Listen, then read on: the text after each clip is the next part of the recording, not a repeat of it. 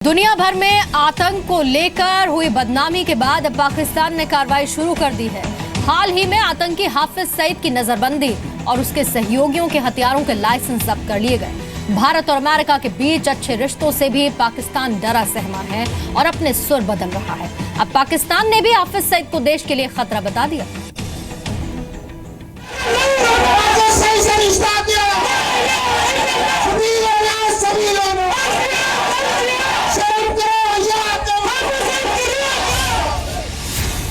आतंकी हाफिज पर पाकिस्तान में एक्शन।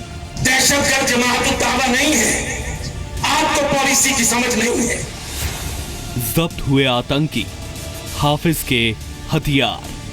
देश के सभी इंडियन यही चाहता है कि पाकिस्तान जो टेररिज्म को सपोर्ट करता है उस पर रोक लगाए। पाकिस्तान के रक्षा मंत्री का बयान, हाफिज सईद से पाकिस्तान को खतरा। They are sort of, you can say that they are classified as people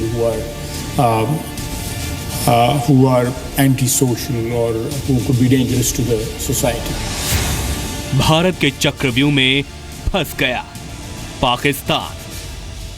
हम अपील करते हैं पाकिस्तानी सरकार से, वहां की फौज से कि इनके खिलाफ कठोर कार्रवाई करें और इनके खिलाफ पर्याप्त साक्ष्य हैं कि इनको फांसी की सजा दी जाए।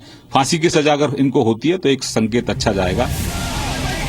आतंकवाद को पालने वाले पाकिस्तान की दुनिया भर में आलोचना के बाद मजबूर होकर उसे कार्रवाई करनी ही पड़ी। पाकिस्तान ने सुरक्षा कारणों की वजह से मुंबई हमलों के मास्टरमाइंड हाफिज सईद और उसके संगठनों को जारी 44 हथियारों के लाइसेंस रद्द कर दिए हैं। पंजाब प्रांत के एक अफसर के मुताबिक हाफिज के संगठनों जमात-उद-दावा और फलाए इंसानियत के खिलाफ ये कार्रवाई की गई है। इससे पहले पाकिस्तान के रक्षा मंत्री ख्वाजा आसिफ ने हाफिज सईद को पाकिस्तान के लिए खतरा बताया था। These are known organizations which have been banned in the past, like Lashkar-e-Taiba or Jamaat-e-Dawa. These organizations in the past were connected indirectly with the terrorist attacks within Pakistan and outside Pakistan.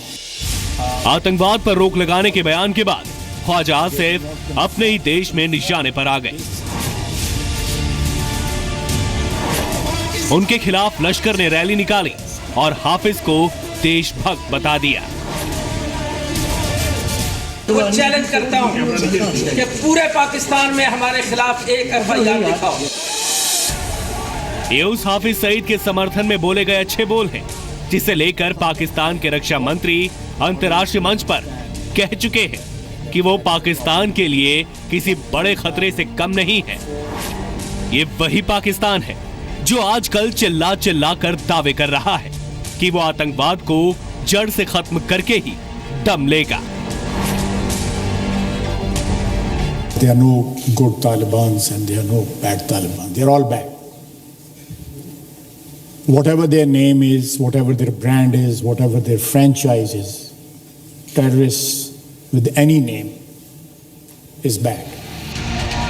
लेकिन ये सिर्फ दिखावे वाली कार्रवाई है, क्योंकि पाकिस्तान की जमीनी हकीकत ये है कि वहां के पूर्व राष्ट्रपति परवेज मुशर्रफ हाफिज सईद को इसलिए अपना हीरो बताते हैं। उल्टी बातें कर रहे हैं। मतलब जो हमारे लोग जो कश्मीरी मुजाहिदीन, कश्मीरी फ्रीडम फाइटर्स और कश्मीर के जो अवाम को सपोर्ट में निकल रहे हैं, उनको आप टेररिस्ट देकर दबा रहे हैं। क्यों? क्योंकि इंडिया करवाना चाह रहा है। हमने पॉलिसी एक बनाई हुई थी, एक ओवरऑल स्ट्रेटजी थी। कश्मीर में पहले ये पूरी 90s में एक मुजाहिदीन एक्टिविटी चल रही थी और वो आपको पता ही है, लश्कर-ए-तैयबा भी था उसमें, जैश मोहम्मद भी, और 10 और ऑर्गेनाइजेशन थी जो वहाँ ये अपने कश्मीरी भाई बहनों की मदद में चल रहे थे। इस पाकिस्तान का भरोसा कोई कैसे कर सकता है जो मौलाना मसूद अजहर जैसे आतंकवादी को एक तरफ पाल पोस कर बड़ा करता है और दूसरी तरफ उसे यूनाइटेड नेशंस में आतंकवादी घोषित करने के भारत के प्रस्ताव को चीन के साथ मिलकर रोक देता है।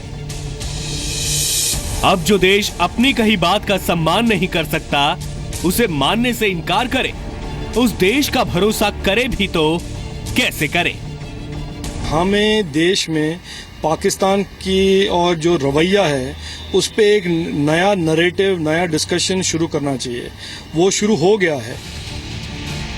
कुल मिलाकर स्थिति ये है कि दुनिया भर में आतंकवाद के मुद्दे पर कार्रवाई की बात का ढिंढोरा पीटने से पाकिस्तान के पाप नहीं धुलने वाले।